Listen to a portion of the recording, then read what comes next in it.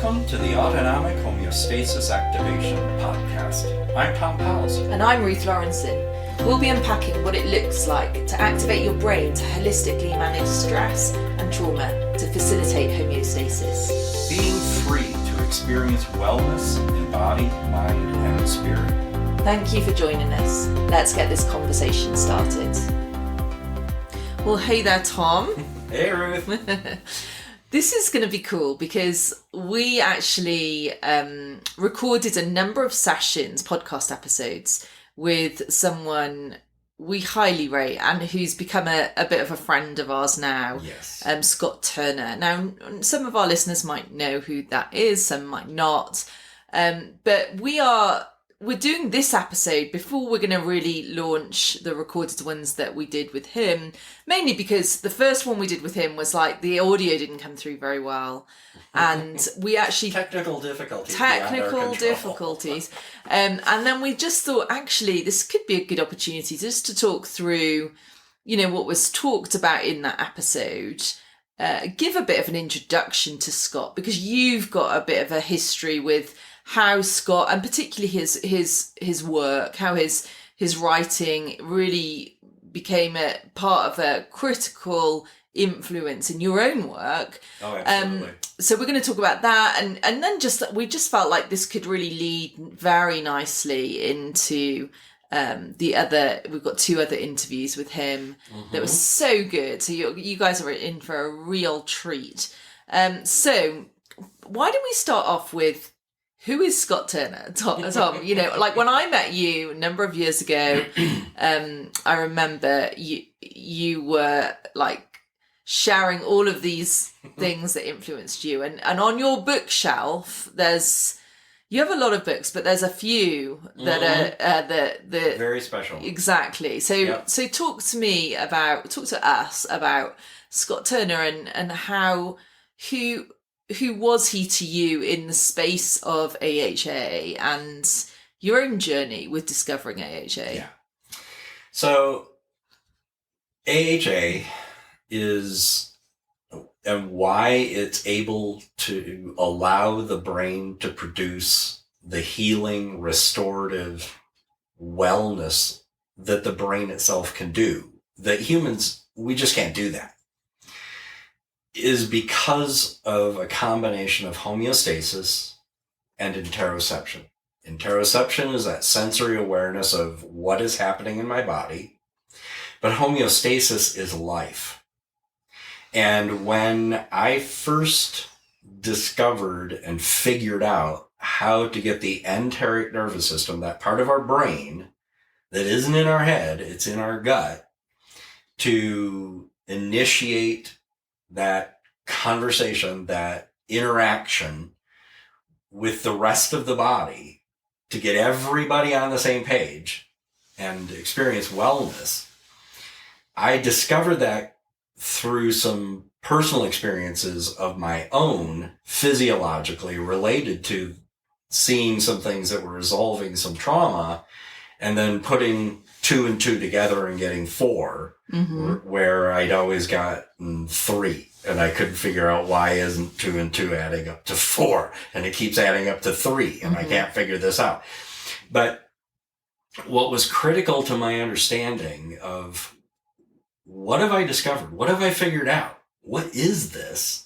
Was I understood a lot about trauma and the sympathetic nervous system and the parasympathetic and all of those kinds of things and how that interacts with the limbic system. I understood a lot of that and the physiology. What I didn't really comprehend as fully as I do now was homeostasis. My first encounter with the idea of homeostasis, because homeostasis is life. Homeostasis is that stable, steady state. Core temperature stays around or can return to. Healing, a cut. Homeostasis, healing, restoration of well-being. So my initial understanding of all that was from literally Dr. Walter Cannon's book from 1932, The Wisdom of the Body, and that's where he introduced and really talked about homeostasis and what that was. And so I had that, but it was from a very medical neuroscience perspective, physiological perspective of homeostasis. And it was around 2015-ish, maybe a little before or so, that I'd figured this out. The initial conceptualizations of homeostasis and interoception and how that all worked, and could work together. But Scott Turner's book, Purpose and Desire, came out in 2017. And it was where the wisdom of the body and Dr. Walter Cannon is incredibly deeply science physiology. I mean, this is a Harvard professor and medical practitioner, and he's writing this book, and I could pick up what I could, but it was like, okay, I'm way out of my depth here. Purpose and Desire was much more approachable. And it was much more consistent in its expression, not from just the perspective of the human body, but of life, of organisms, and how organisms function. So part of our conversation with Scott was the history of a competing, very conflicted perception of how human beings function. And going back, and Scott unpacked some of the history in this conversation that got technical difficulties, but he talked about way back in ancient Greece, there was Democritus, and there was Plato, and there was Aristotle, and Plato and Aristotle had a very, what we would think of as holistic perception of the organism, a very, by modern standards, crude understanding of the humors and vapors and things like that. Democritus was very mechanistic and used the term atom, not the way we would use the term atom, but these little particles bouncing all over the place. And somehow out of all these bouncing little atoms, things function. Who would have thought that all these random bouncing atoms could produce all this? And Aristotle and Hippocrates were going, no, no, this is life. These aren't just particles bouncing all over mechanistically. Okay, so these two streams go all the way back there, and Hippocrates and Aristotle carried the day up until the Enlightenment, and then mechanism and human reason and figuring things out and physics and Newtonian physics and all that became very much the way that human beings thought of human beings and health and medicine and that sort of thing. And it was very mechanistic. And as Scott talked about, dripping a little bit of oil into the mechanism, like serotonin into the brain, helps the mechanism function. But it's not life. And it comes with all of these other unwanted side effects. Anyway, so getting back to Scott, what I found in Purpose and Desire reflected as he was talking about the many little lives of the termites in a termite mound and how that was life, and it wasn't mechanistic. It was life, and it was purposeful, and there seemed to be design in it. And that resonated with me because I saw that happening in human beings and the way their brain was sorting out the conversations that were dysfunctional in different parts of the whole being so that everything could speak with one voice without a cacophony and without distortion, which is ironic given that Scott's voice isn't here because it was distorted. But my point is that Scott's book spoke deeply to that element that is life And whether that's, as I like to say, the many little lives of a termite mound, or the many little lives of the cells in our own bodies, and the many little lives of the organs in our bodies, there's a conversation that happens. And so Scott really helped me appreciate homeostasis in a much different context than Walter Cannon had physiologically. Walter Cannon physiologically is why I can work and guide people in that sensory experience of wellness, working with nature rather than against it, or trying to do something to get it to do something that we wish it would, that is natural, but there's only so much oil we can drip, so to speak, to get the machine to work. The machine itself isn't a machine. The mechanistic is simply the manifestation of things that are homeostatic.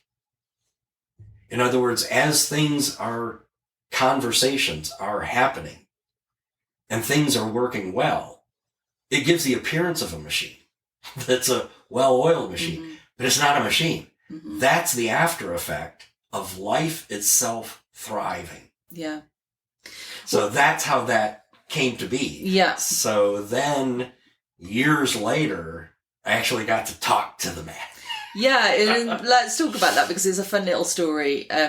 So, obviously Scott's writings were really influential at that point, and for many of these big kind of topics that you've just mentioned, which we're going to get into, because this is what he talks about in this episode with us. But, so what happens is, but that's a book, right? That's someone you don't know, someone you highly admire, and very grateful for that, because it's actually really helping your work with AHA. And so I don't know how many years ago now, a couple of years ago, was it? Me. Yes. I had this thought, because I obviously, you started the conversation. I did start the conversation. Well, I'm someone who I think just thinks, well, if you don't try, you don't get, So I remember, we had so many conversations, Tom, in those early days. And, so in that space for me, you've shared so much about Cannon and Scott and all the rest of it. And so I remember one time I just thought, I'm just going to reach out to Scott Turner and see if he'll come on our podcast. We'd already started our podcast at that point. And, really thinking none of that would happen. And so I found some email on the internet. I didn't even have a proper contact for him. I think I Facebook messaged him or something like that, which, doesn't normally exist for people who have got books and all that stuff. Not but really a thing for me. No, exactly. I already have a book yet. So anyway, I reached out to him, and I remember this so much. And the reason I'm sharing this is because it's a sweet story for me, at least. And I remember reaching out to him, and I heard nothing, crickets, for 6 months. So I just thought, okay, that's not, whatever. And then I remember I was driving down here on my way to do a podcast recording. And then on my Facebook Messenger app, it pops a message from Scott Turner. And I'm driving, and I'm almost losing my, And I'm oh my gosh, he just got back, and he literally never checks his Facebook. So he just checked it. And obviously the man that we know now as Scott is such a lovely guy, so kind, generous. He's been so generous to us. And he was I'll do a podcast recording. So that was a couple of years ago. We got him in, and you went and met him, and met him for lunch. And so we connected a few years ago, I think, or at least a year and a half ago. But now we just reconnected with him this year, and had this series of conversations. There were 3 episodes that we recorded. This one, we're kind of talking around it because we lost the audio, but the next 2 will be the 3 of us talking. So that's really the context. That's where we are. But I think one of the things, Tom, that you mentioned, and and Scott really does go into this in the transcript of this episode. And I think you've already touched on it, this history between mechanism and living systems. And I don't know whether, it's very familiar language to me because I'm writing my dissertation right now on leadership, and I'm doing a lot of research on this particular topic. But I'm not sure how many of our listeners will even kind of know that's even a thing. Some might not. But the point is, it's important. How we view something, how we view the human body, how we view our wellness even. Absolutely. If we see that as mechanistic, and it's incredibly historic, and this is I'm looking at organizational leadership, so that's one sphere, but there's physiology, there's mental health, there's all sorts of different spaces that we need to either think, am I seeing this as a mechanism, or am I seeing this as a living system?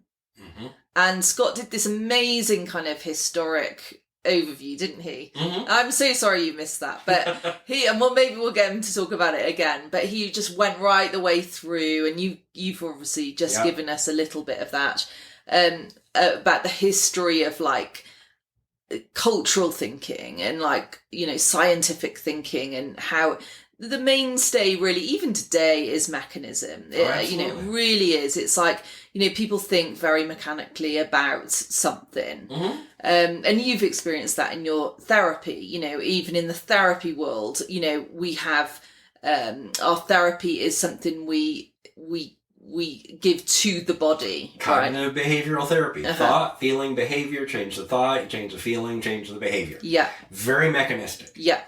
So this is where I'm getting to. I think one of the really interesting parts of the first conversation with Scott for me was when I think I asked him, because he wrote this book, Purpose and Desire, and I was like, well, okay, Scott, you've just given us this massive history of mechanism versus living systems. What happened to him? Because something shifted for Scott, who was, incredibly scientific and in that mechanistic space for a long time, where he began to see things differently. Yeah. And do you want to share a little bit about that part? Because I think that's really interesting and super helpful for us to hear from him. Yep. And I'm not Scott's voice, but these are his words. Yeah. He said, well, I'm not a physician. I'm a physiologist. And I'm an ecologist. And I was actually very much embedded in this kind of mechanistic approach to life for about the first half of my career. And so to give you a little bit of background, most of my research earlier on in my career was in biophysics. Physics meaning mechanism. Mm-hmm. And so I was very interested, for example, on how reptiles, which are supposedly cold-blooded, can use their circulatory systems to actually control their own body temperatures. Things that this cold-blooded metaphor would not allow them to do. It's just not possible. And I went from there to look at the same kind of thing with the biophysics of incubations. We don't need to get into all that, but it is still very much of a physical, very much a research program rooted in physics. So I was very much into this mechanistic approach to life. And I don't think it was. I like to think it was real science, but it was in no way diminishing the notion that, well, we're applying this to a biological system. But I never really had to deal with this issue of, well, maybe there's something unique about life, I mean, if you're looking at the transfer of heat from an incubating bird into its egg, you might as well be talking about radiators in cars. The same kinds of physical principles apply to that. Early on in my career, I spent some time in southern Africa, and I encountered a very interesting group of termites that built very large mounds. And there was a very, very good story about those mounds. What and why the termites built them and what they did I'll try to hurry up. But the idea was that while you can understand why these termites build mounds if you just understand the physics of it, right? And the story there was that these termite mounds were air conditioned, and the termites generated heat and caused circulation of air within the structures of the mounds and so forth. And I decided to use what I was teaching at the time of a demonstration as a demonstration. And I found that this story was completely wrong. There was, you could not see the kinds of patterns of airflow that everyone was saying was there. So that got me thinking, well, what's the real story? And just to cut a long story short, I couldn't get away from looking at this as a purposeful system. The defining event for me was we took a termite mounds, and these things build very large spires, and they tend to tilt north. This is in the southern hemisphere. And so one season down there, we just basically sawed off cut between the spire and the mound and turned the spire around and then just left it there to see what happened. Kind of like fracturing a bone and resetting it to get it to heal right. And when I came back the next year, the termites had been building it back north again. And I thought, what's going on there? Why? How are they doing this? And so that was kind of the origin of this. And the more I got to look at it, the more clear it became to me that there was a kind of mind at work here. There was intelligence. These things were behaving in a way that was very much like organisms. Do you know the way bones heal, for example?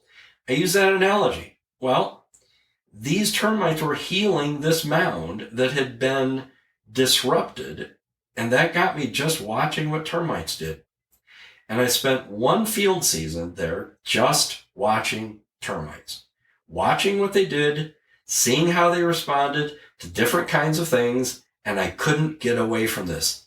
The prevailing idea that these termites were not just little robots. They were not just little mechanisms. There was something else going on there. And this is where I started thinking, these guys have a mind of their own. How can I do experiments on this? Because they were engaging in purposeful behavior. All these kinds of things. So that's kind of the origin of it. But the roots of it were there. But that got me thinking about, what's biological design? Everyone says that living things are designed. The mechanistic people say that. Well, okay, but they only look designed because they can't properly be designed, because design means mind and attention and things like that. And the more I looked into it, the more different ways I started to look into this issue of how living things and systems behave, the less I could support the idea in my mind that there was no purpose. That there had to be purpose, that we couldn't explain life properly without. And now just one other dimension to this. I'm an evolutionary biologist as well. I study evolution. And if you even mention the word design around evolutionary biologists, you initiate something like a bit of apoplexy. People get very, very upset about this. And I didn't see why they would be getting upset. Because we're just exploring a question. But nevertheless, they did. And again, the more I encountered these reactions, the more I became convinced that the kind of mechanistic approach to evolution, which of course is what natural selection is, just didn't hold any water. And so Purpose and Desire was the third in a series of 3 books, basically with me trying to sort my way through all these questions of how does life work? What's physiology? What's adaptation? What's the nature of the organism? What are we seeing when we are seeing a living thing that appears to be designed, and I just had to. I just couldn't accept the mechanistic anymore. It didn't actually make any sense to me. A living thing might appear to you to be designed, but actually it is designed in a way. But we need to think very carefully about how that design comes about. And of course, that's how homeostasis enters into the picture. Mm. So great words there from Scott. And hopefully, our listeners... You can tell I was excited. Yeah. And just a bit of his story, really, of, how he started. I think basically what it seems like is he started observing nature, and he was seeing things that, the textbook was saying, oh, it should be like this, but it wasn't. And he was seeing something different. So that shifted his curiosity into the living systems paradigm. And I think, Tom, for you, like, you've had your own story with that too. I think you've always been someone who looks, you've always had a curiosity. From what I know of you, you've always had a curiosity of, like, how something's working, right? That was the beginning of the puzzle of AHA, of a curiosity there. However, you're also being trained by institutions that have a particular way of doing things. And, kind of you were trained as a psychotherapist, and you've got tools, you've got all of this stuff. And then, so what happened to you was it similar to Scott, like in terms of you started observing things, you started seeing things that you couldn't put into that mechanistic box, right? The way I would describe it is that I am adept at seeing patterns. I just see them. I see when patterns happen. And I'm not talking about seeing a pattern of the Virgin Mary in a piece of toast. I'm not talking about that pattern. I'm not talking about making up things in my mind and this kind of looks like that, or that shadow looks like a T-Rex. I'm not talking about that. I'm talking about seeing patterns that replicate. Seeing things that this, then this, then this, then this, or this, then this, and not that, then this. And I just see things that way. And I was seeing the way the mind was working. I was seeing the way my own body was working, and I was seeing the way it wasn't working. And then that pivotal moment where all of those kind of things, understanding about trauma and the sympathetic nervous system and all the rest of those kind of things. And as I was coming out of that medical testing procedure and my body going into these non-epileptic seizures, but because of the anesthesia, I could appreciate it and interact with it and observe it without the trauma attached to it that normally had been because of the anesthesia. And I could simply observe it, and I saw it healing. And then that got me wondering about all sorts of other stuff. And then throw in some other things like, for example, a cheetah is running down an antelope and it tackles it. It's not dead and it's not really even injured, but it's down. And then it just convulses for a bit and then it's up and dashes off. And the cheetah's going, oh, I'm not going to get a meal today. Those kind of things that we often from a mechanistic perspective would look at and say something is wrong, is itself wrong. It's the brain saying, no, this is how we can set things right. But we human beings are too smart, which makes us so dumb. And then the way nature itself just naturally wants to do it, let's let it. And let's invite it. And that's essentially what AHA is. And so what Scott and A.D. Bud Craig and the Damasios and all sorts of other people have informed me to help me understand this is what I was observing. And this is why it works. This is what is happening. I intuitively and interoceptively was able to experience the healing and then figure out, oh, this is how you can invite it to happen. Mm-hmm. And then just let nature be in charge of it. Work with nature, as George Billman put it, not against. Mm-hmm. And it's interesting actually with AHA that, you know, obviously the foundation there is that isn't it a living systems viewpoint, but then in an AHA session there's an ability to, through interoception, to observe what's happening in your body, and I think that observation of a living system is really central. Okay, well, final words before we go into our next couple of episodes, which will be with me, you and Scott. We recorded them not long ago.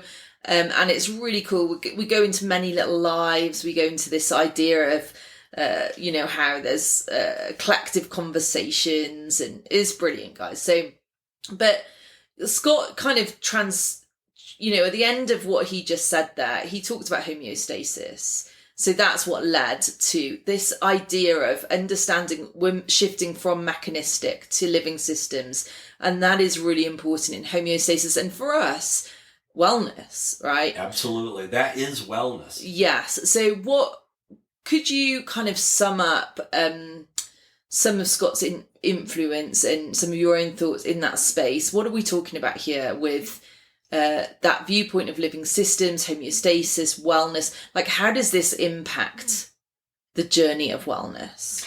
Yes, because when we're talking about human wellness, we're talking about an incredibly complex issue. Body, mind, and spirit seem so simple, but break them down. The complexity of the body, the reason that there's so many things that happen as side effects to all these beneficial pharmaceuticals and things, is because we don't understand enough. And we can do this, and that's good for this, but it's done all this to this other part. Yeah. And it's just too complex for us. But it isn't too complex for our own brains.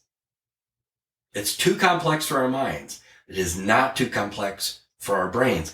And this whole complexity issue, Scott talked about that in a latter part of our conversation. He said, let's attack the complexity issue. First, you know, and again, we have to do a little bit of history here. The Hippocratic ideal was built upon this notion of vital essences, and we've gone into a little bit of that. And in the Christian era, that ideal of vital essences prevailed. And at the end of the 18th century, physicians started saying that, wait a minute, hang on. You know, we can't be right, because every time we have something we want to explain, we invent a new vital essence for that. And there's just too many vital essences, which means that apparently they're not vital. And maybe they're not even essences. And so, as Scott said, there was a new metaphor for organisms that came out of that. And the person behind that was a man named Théophile de Bourdeaux. And he actually, interestingly, looked at social insects, like termites. And he actually looked at the bee swarms. And he said, okay, well, these things behave a lot like organisms, but there can't be any vital essences flowing between the individual bees. And so he came up with a metaphor of the organism as a conversation among the organisms. Many little lives. And how you define each life varies. You know, some people said, well, it's this organ versus that organ. Well, you can actually divide it all the way down to individual cells. Each cell in the organism is one of the many little lives. But Bourdeaux used the idea was that it was to look at health or ill health as conversations that were happening or were not happening, which I find really ironic, because we're talking about using someone's words that didn't communicate. And so we're getting back to that. So among these many little lives, and that was these mutual accommodations and negotiations. And among these many little lives, and that was an entirely new metaphor for life. And that metaphor for life is what Claude Bernard built upon, actually, to formulate his concept of homeostasis before the term actually was created by Walter Cannon, who took inspiration from Bernard. Yeah. And homeostasis is the result, and this is how Scott put it, that is, homeostasis is the result of a conversation of the many little lives. I actually have to turn around a little bit. Bernard actually said, if you look deeply into his writings, that there's a purpose there. And that purpose is homeostasis. And that purpose of homeostasis is the conversation of the many little lives. And so you have to ask yourself, well, what's the cause and what's the effect? And if you take the mechanistic approach to it, what came to be really the cybernetic approach to homeostasis, if you will, homeostasis was the outcome of a mechanism. So, if you have someone dripping, pharmaceuticals into the brain to correct this, you're actually changing the mechanism of the many little lives and you change the homeostasis, right? Bernard's thinking was actually just the reverse of that. He looked upon homeostasis really as the fundamental property of life, from which all the mechanisms followed. And so it's a little bit hard to get your mind around that because it's totally contrary to the mechanistic approach. In the mechanistic approach, everything is the outcome of mechanism. But in the Bernardian approach, it's just the opposite. All the mechanisms, quote unquote, are the outcomes of homeostasis. And that says something unique about the principles of cause and effect in living things. Now, we've lost that approach to it in our modern mechanistic era of medicine and physiology. And I would add wellness. Mm-hmm. I think that's fascinating, Tom. And it really leads us, to conclude this episode. And really, I think there is that kind of question right now, today, of how do we find approaches to wellness that are, based in facilitating homeostasis, which is exactly what autonomic homeostasis activation is. And what's great for our listeners, I just want to give you a little heads up. We have this one episode with Scott next time, where we'll just be diving into the many little lives more and just kind of really hearing from him on that. But the following episode after that, Scott really talks about his view of autonomic homeostasis activation, and which is really fascinating. And I remember when we were recording it, we were all having head blowing emoji kind of reactions. We were like, what? So you're in for a treat. So thank you, Tom. We just want to extend a massive thanks to Scott Turner, who, even though his voice isn't in this episode, it's very much the words are. Yeah, the words aren't. The voice is. And we just went back over the episodes and read the transcript. So a lot of what's coming out here has come from Scott's tenure and wisdom in this space. So thank you, Scott. And we'll look forward to the next couple of episodes now. You've been listening to the Autonomic Homeostasis Activation Podcast. Join us next time as we continue in our conversations with Tom. If you're interested in pursuing your own wellness journey, please check out our website, autonomichealing.org. You can also reach out to Tom at innerworkings.org.